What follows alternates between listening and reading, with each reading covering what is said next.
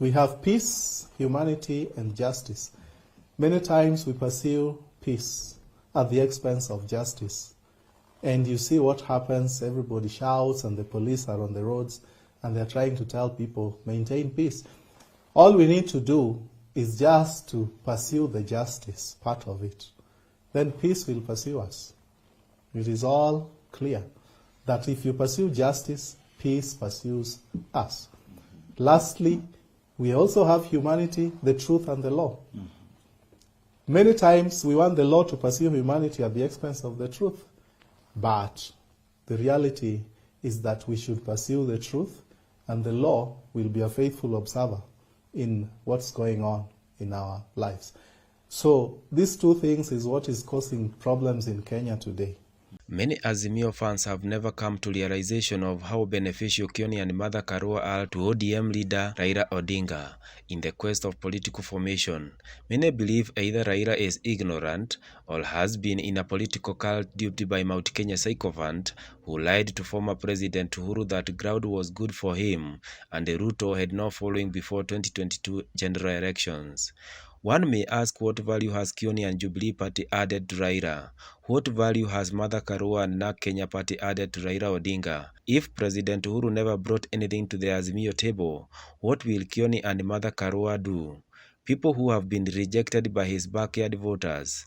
Many political analysts will tell you that Raila failed for not picking Kalonzo Musyoka to please Uhuru Kenyatta, has continued to place his hope on Jubilee Party Secretary General Jeremiah Kioni, who lost his seat as MP.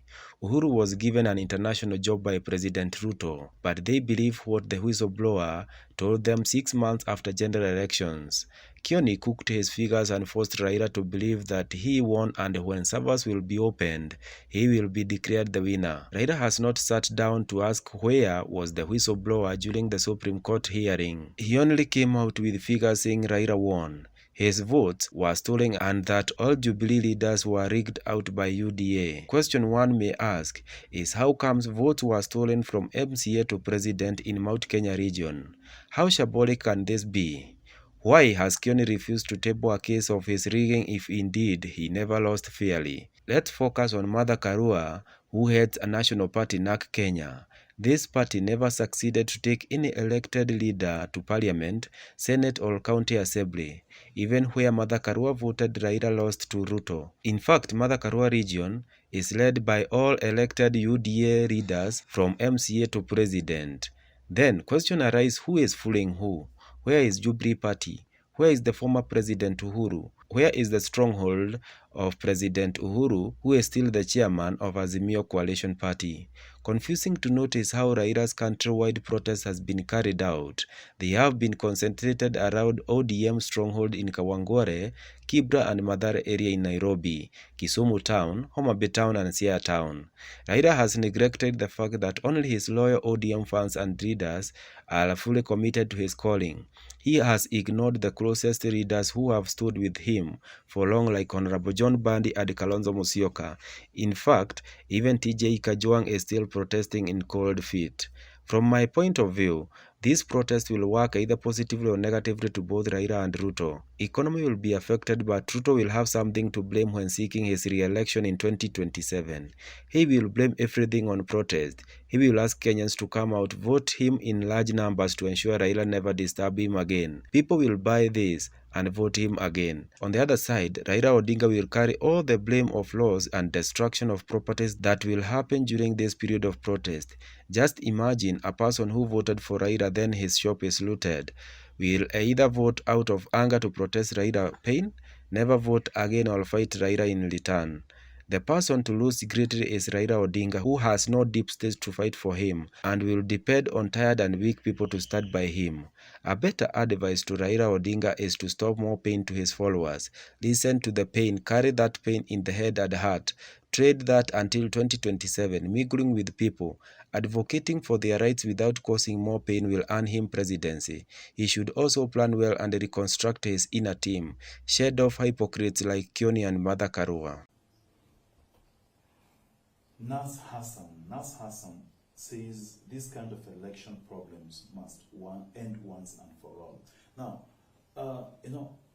this is a matter of concern to many Kenyans because, what Azimio leadership has been trying to say in public and also in private fora is that the election was bungled, presidential election was bungled, and the question is, what is this that was being relayed in Bomas? Isn't it what is supposed to be in the server? Is there a difference between what was in the server or what is in the server and what was being relayed to the public in the Bomas, in the IBC portal at the Bomas of Kenya auditorium? Yeah, thank you, sir. We have a body mandated to carry out elections, and this is IEBC. They gave us results at the portal, and those results were hurriedly announced. And remember, for those who have forgotten a little bit about how it happens, the Form 34A is from the polling station that informs Form 34B. This is what we see the commissioners reading during the live transmissions. And then we change that to Form 34C and then to Form 34D that is now used to declare the president.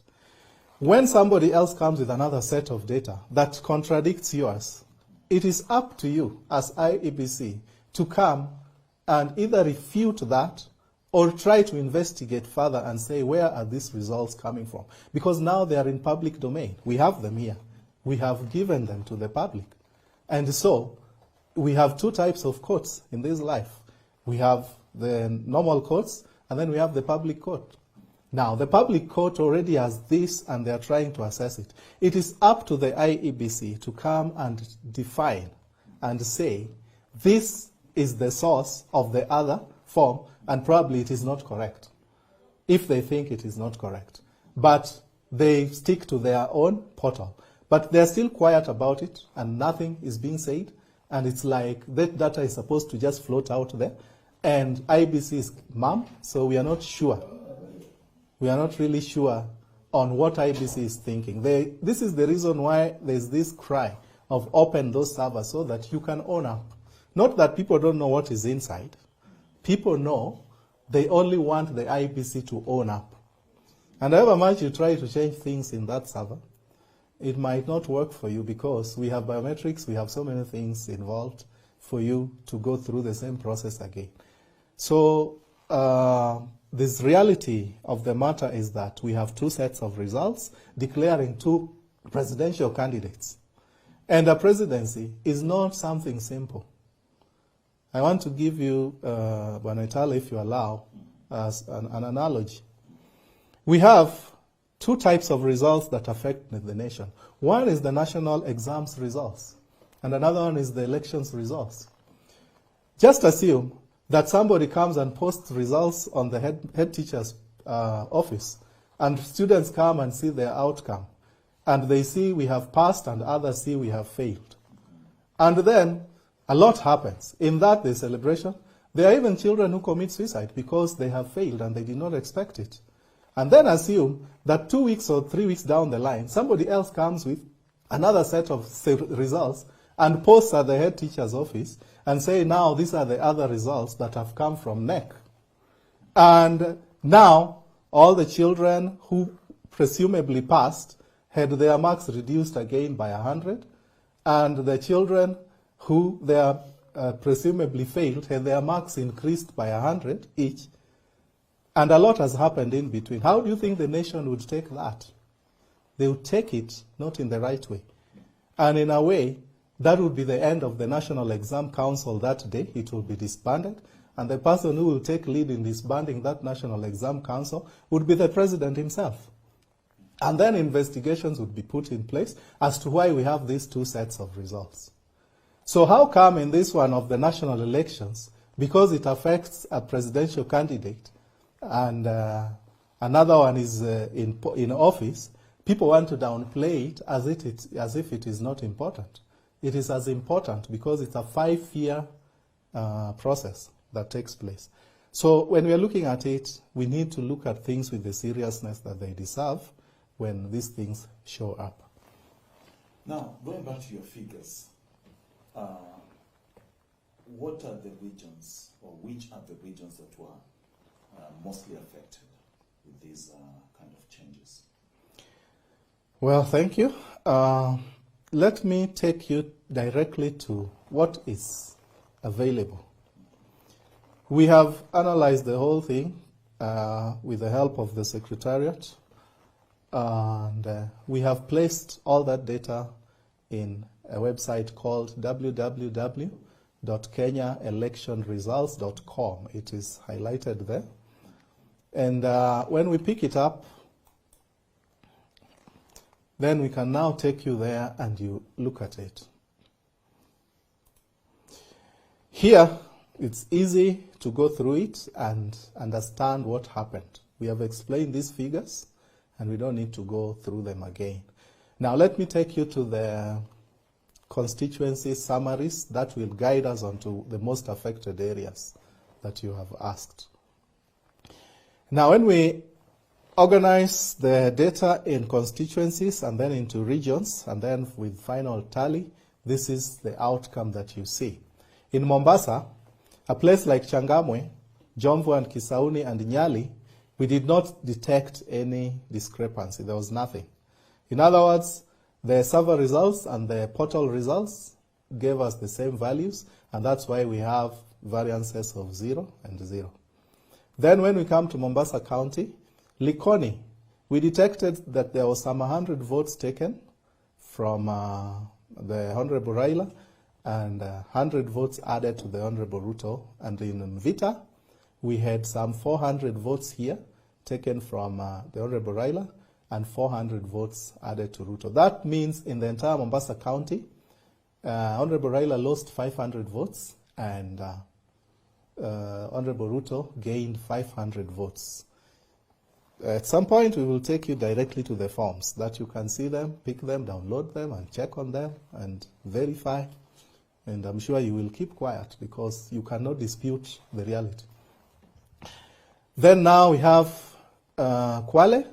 We had only Kwale, only Msambweni and Kinango affected. Then when we go to Kilifi,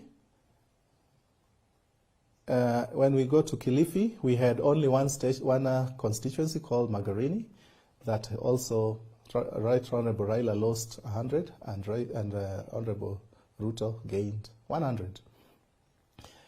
Tana River, we had also some losses. Then when we look at the entire coast region, we now note that IEBC portal that is ruling Kenya today has it that the Right Honorable Raila got